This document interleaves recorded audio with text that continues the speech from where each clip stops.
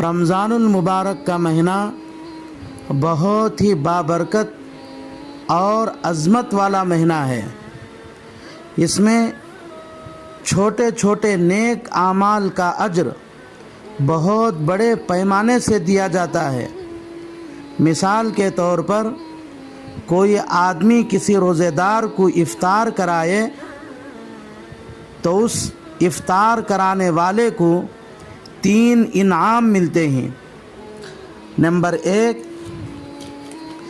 افطار کرانے والے کے گناہ معاف ہوتے ہیں۔ نمبر 2، افطار کرانے والے کو دوزخ کے آگ سے آزادی ملتی ہے۔